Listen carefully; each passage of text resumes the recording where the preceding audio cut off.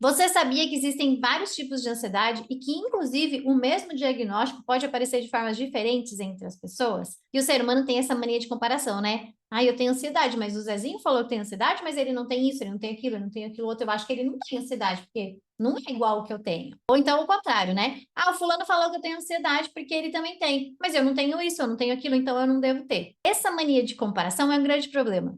Porque a gente tem vários tipos de ansiedade, como agorafobia, transtorno de ansiedade generalizada, transtorno de pânico, e o mesmo problema, o mesmo transtorno mental, por exemplo, ansiedade generalizada, pode aparecer diferente na Joana e na Mariazinha. Nessa nova série de vídeos, eu vou gravar um vídeo sobre cada um dos tipos mais comuns de ansiedade, falando sobre os sinais e sintomas e os melhores tipos de tratamento. Eu sou Gabriela Modesto, terapeuta especialista em psicopatologia e saúde mental com experiência de mais de 20 anos na área. Eu vou trazer aqui os 6 tipos mais comuns de ansiedade. Qual foi o critério que eu utilizei? Os mais comuns na população em geral e principalmente os mais subdiagnosticados. O que quer dizer isso? Os que as pessoas não procuram ajuda. E aí elas continuam sofrendo. Fica com aquela coisa assim, ah, é assim mesmo, ah, vai passar, e não passa e a pessoa continua sofrendo. Só para você ter uma ideia, tem 2 pesquisas sobre epidemiologia, ou seja, essa classificação dos diagnósticos, incidência na população, uma é de 2015 e outra é de 2021, e eles chegam à conclusão de que pelo menos 1/3 da população mundial vai ter os critérios para ter um diagnóstico de ansiedade em algum momento da sua vida. 1/3 da população é muita gente. Só que a ansiedade, ela tem tipos diferentes. E quando a gente sabe esses tipos, fica muito mais fácil de compreender esse transtorno, compreender o sofrimento, mas principalmente se livrar deste problema. Antes de revelar para você quais são os 6 tipos mais comuns de ansiedade, eu quero falar um pouquinho sobre o CID-10, que é a Classificação Internacional de Doenças, edição número 10. Gente, desde que eu me formei em 2002, nós utilizamos essa classificação. Acontece que a gente já tem uma revisão, que é o CID-11, só que ele ainda não está em uso aqui no Brasil. No Brasil, a previsão é que em janeiro de 2025 a gente passe a utilizar o CID-11, o que eu particularmente duvido muito, porque eu não estou vendo nenhum curso de atualização de formação dos profissionais da saúde em geral, porque o CID é para todos os tipos de doença, não é só para a saúde mental. Por que essa classificação está meio desatualizada? Os profissionais da saúde mental, psiquiatra, psicólogo, terapeuta ocupacional, assistente social, utilizam também o DSM-5, que é o Manual Diagnóstico e Estatístico de Transtornos Mentais, edição 5. Essa é uma edição mais atualizada em comparação com o CID-10. Então, algumas coisas que os profissionais utilizam hoje, algumas nomenclaturas e às vezes até o nome do transtorno para fazer o diagnóstico, estão com base no DSM-5. Só que eu trouxe aqui a nomenclatura do CID-10 porque é o que a maioria das pessoas vai apresentar. Ela vai no médico, vai sair de lá com a folhinha, com o F40, F41 ou F32, se for depressão, outras doenças, e a gente ainda utiliza o CID-10. Então, isso aqui é só para eu ter um disclaimer, porque às vezes você ouviu alguma coisa diferente do seu profissional e não quer dizer que ele está errado e eu estou certa, não quer dizer que eu estou errada e ele está certo, quer dizer que às vezes é só essa divergência entre o CID-10, que está sim desatualizado, a gente precisa começar a usar o CID-11, e o DSM-5, que para a gente fazer o diagnóstico e para a gente fazer o prognóstico, nós que somos profissionais da saúde mental, a gente se baseia mais no DSM-5. Dito isso, eu quero fazer um segundo disclaimer, que é a importância do diagnóstico. O diagnóstico ele não deve ser usado como um rótulo e não deve ser usado como uma armadura. Então, o que é rótulo? A pessoa bota aqui, ó, sou ansiosa. Então, vocês têm que me entender. Eu sou ansiosa, que é a mesma coisa que você faz o julgamento entre uma Coca-Cola e uma Pepsi. Eu sou Coca-Cola, você vai pensar uma coisa. Se eu sou uma Pepsi, você vai pensar outra coisa, certo? E como que eu falo que é armadura? Tem muita gente,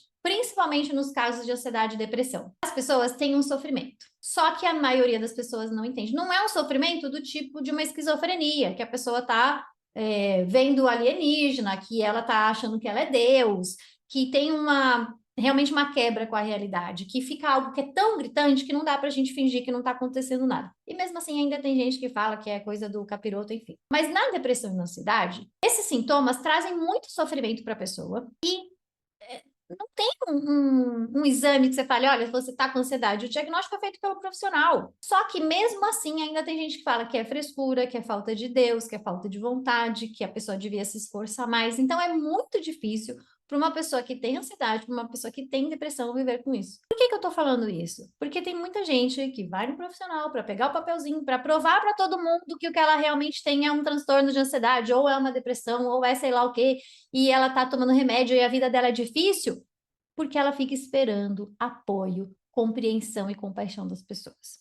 E o que eu posso dizer é que esse é o seu maior engano. Porque isso não vai acontecer. A maioria das pessoas vai continuar achando, mesmo que você tendo o diagnóstico, que aquilo é frescura, que é falta de vontade, que você que não se esforça, que é falta de Deus. Então, a minha recomendação para você é: o diagnóstico serve para quê? Para o seu caminho de tratamento. Então, o diagnóstico não é para ser rótulo, como eu falei, não é para ser uma armadura para você se defender, porque você não está conseguindo ser produtiva no trabalho, mas é porque eu tenho ansiedade, eu posso disso. Não. O diagnóstico é para você estabelecer o seu plano de tratamento. Ele é um direcionador. Sabe aqueles mapas que a gente tem no metrô, em parque de diversão, em lugares muito grandes, que você fala assim, você está aqui. O banheiro fica ali, a montanha-russa fica ali, o quiosque do sorvete fica aqui, e aí você faz o seu caminho. O diagnóstico é isso. Você está aqui. Dentre essas tantas dificuldades, transtornos que a gente tem, o seu é esse. E o melhor tratamento para você é esse aqui ou este aqui. É para isso que serve o diagnóstico. Então vamos lá, eu trouxe aqui, eu tenho a minha colinha, vou pedir para o editor colocar aqui do meu lado na tela para você poder acompanhar comigo. Então no CID-10 vai do F40 até o F48, e a gente tem os transtornos neuróticos, transtornos relacionados ao estresse, transtornos somatoformes. Transtornos neuróticos seriam ansiedade, esse excesso de preocupações. Tá? Essa nomenclatura vai mudar porque ela é pejorativa, ela é muito antiga ainda, do tempo do Freud. Gente, isso é muito desatualizado. Os transtornos relacionados ao estresse, a gente pode falar, por exemplo, transtorno pós-traumático, transtornos de adaptação também são ligados ao estresse. E os transtornos somatoformes é quando tem uma somatização de sintomas. A pessoa apresenta sintomas físicos, ela apresenta queixa de dor, só que a gente faz exames, a gente não identifica uma causa física, biológica no corpo daquela pessoa, mas ela continua apresentando aquela queixa. Então, a gente chama isso de somatoforme. Quer dizer que a pessoa está inventando? Não, quer dizer que a gente não descobriu o porquê. Dentre esses, a gente tem F40, transtornos fóbicos ansiosos, F41, outros transtornos ansiosos, e aí você percebeu que está em destaque, porque eles são os principais que a gente vai falar. F42, transtorno obsessivo-compulsivo. Esse aqui eu já não vou falar, porque no DSM-5 ele já sai de ansiedade e ele tem um capítulo específico. O F43, reações ao estresse grave e transtornos de adaptação, também tem um capítulo específico, então a gente já não considera isso transtorno de ansiedade. F44, F45 e F48 são outros transtornos. Eu vou pegar apenas um do F45, que é um transtorno somatoforme, ou seja, tem essa somatização dos sintomas físicos, mas que eu acho muito importante trazer aqui, porque ele está muito ligado à ansiedade. Não é um transtorno de ansiedade, mas ele está ligado à ansiedade, eu vou falar para vocês. E ansiedade, separação e mutismo seletivo, dentro do DSM-5, ele está relacionado aos transtornos de ansiedade, mas eu não coloquei aqui, porque no CID-10 ele está ligado apenas a transtornos da infância e da adolescência. Se você quiser, porque você tem um filho, um adolescente que apresenta um desses quadros, coloca aqui nos comentários, porque aí a gente inclui a gravação desses vídeos explicando sobre a ansiedade de separação e o mutismo seletivo. Então, finalmente, vamos revelar os 6 principais transtornos de ansiedade. Dentro de F40, os transtornos fóbicos ansiosos, a gente tem 5 tipos de diagnóstico e eu vou falar principalmente de agorafobia e fobia social. Esses são os mais importantes e mais subdiagnosticados. As pessoas inventam, associam com outras coisas para dizer que não é um transtorno mental, porque existe muito preconceito contra o transtorno mental.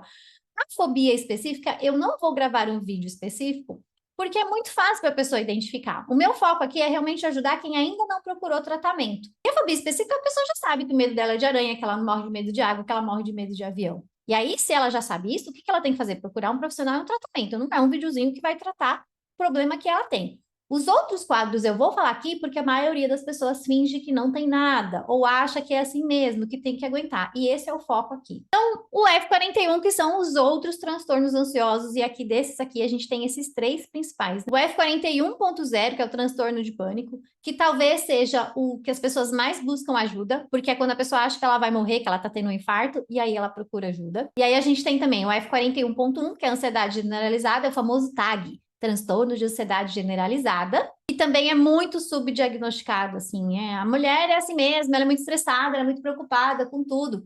muitas vezes é um transtorno mental, ela sofre muito e ela poderia sofrer muito menos, ou ela poderia parar de sofrer, que é o caso das minhas alunas, e ela não procura tratamento porque ela acha que é assim mesmo. E o F41.2, que é o transtorno misto, ansioso depressivo, também conhecido como depressão ansiosa. É quando a pessoa ela não apresenta todos os sinais para a gente diagnosticar como ansiedade, ela não apresenta todos os sinais para a gente conseguir classificar dentro da depressão, só que ela tem sinais de ansiedade aqui, ó, isso.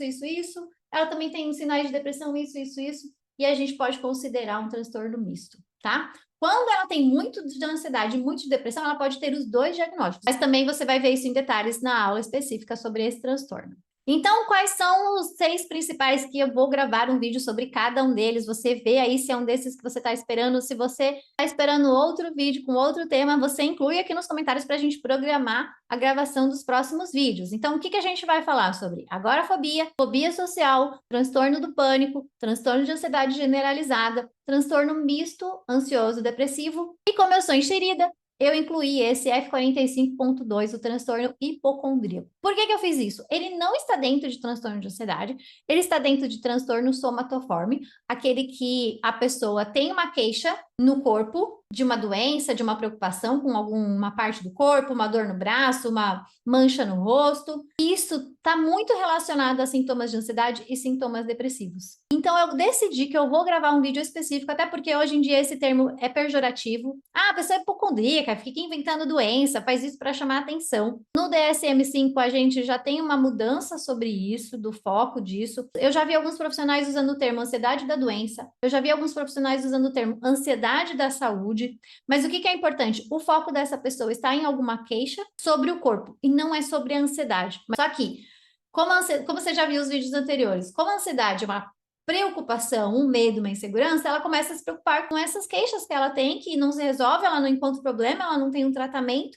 Então, isso pode causar muita ansiedade, pode estar ligado a sintomas de ansiedade e sintomas depressivos. Então, eu considero bem importante a gente incluir esse tema. Se você assistiu esse vídeo até o final, dá o seu like, dá o seu joinha, ajuda a gente a espalhar esse vídeo para mais pessoas. E deixa aqui nos comentários se um dos vídeos que você está esperando está entre um desses 6, ou se você quer que eu grave outro vídeo, inclua o tema aqui que você está esperando. A gente se vê nos próximos vídeos dessa série sobre os tipos de ansiedade. Tchau, tchau!